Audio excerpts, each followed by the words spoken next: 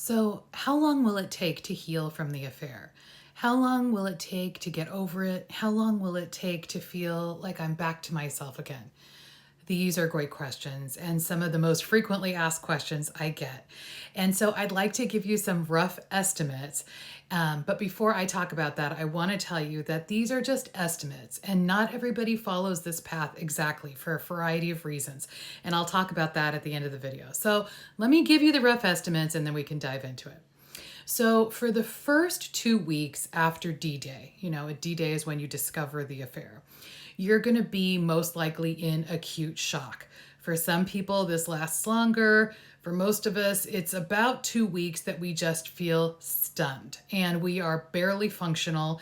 And all we can do is sort of focus on survival during those first 2 weeks. After those first 2 weeks and for the first 6 months, you're still dealing with a lot of shock, but you're also dealing with grief and sadness and despair and anger. And it comes at different times and in different waves, but the first 6 months are really pretty intense. And I think of that as like the evil, horrible fire swamp that you're walking through. It's one of the hardest times.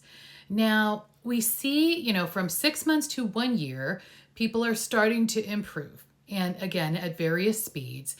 By the end of the first year, you're feeling a bit better, but things are still painful because there's a lot of triggers and a lot of intrusive thoughts for many people and a lot of reminders of the affair, right? When you're coming up on that 1 year anniversary, a lot of stuff starts to bubble to the surface again because it's an anniversary, it's a reminder. But you're healing, your relationship is improving, you feel more normal, right? Typical like yourself.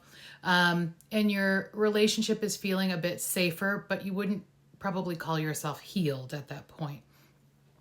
Between year 1 and year 2 is where a lot of healing takes place. More time seems to be put, in the rearview mirror. You've had more talks. Things are more safe, feeling more stable. You feel mostly back to yourself by the end of year 2 and like your relationship has mostly healed.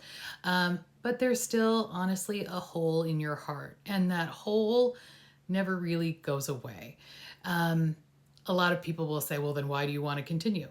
Because it's normal to get holes in our heart. That happens through a variety of things through life, right? You lose a beloved friend or family member, you get a hole in your heart that never completely heals.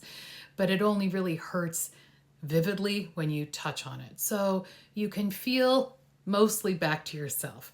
And for a lot of people, this is around the 2 year and beyond point. Now, some people don't follow that timeline at all. Some people actually are faster than that. And there's a variety of reasons that they are more resilient.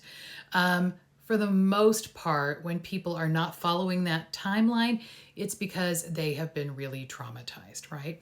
Either they have a history of previous trauma and the affair has re-traumatized them. There could be, recovery from the affair could be slowed because there are other stressors that were added to the situation. So let's say that you found out about the affair and then you were diagnosed with cancer. That's a new stressor that was added on, and that's going to slow the recovery from the affair. Many people do develop post-traumatic stress disorder type symptoms after the affair. I like to think of it as post-infidelity stress disorder. And what you do to take care of yourself when you develop that makes a huge difference in how quickly you recover from it. And then another big factor is your partner helping you and being cooperative during the healing process? If they are, that speeds your recovery. If they're not, that really slows it down. So again, these are rough timelines. We see big changes at 6 months, 1 year, and 2 years, but your journey is going to be your journey. And what I can tell you for sure is that the more you do to try to help yourself, like different things, right? Exercising, journaling, getting therapy, doing couples therapy, the more you do, typically, the better and faster you heal. So I hope that helps you. Please keep me posted.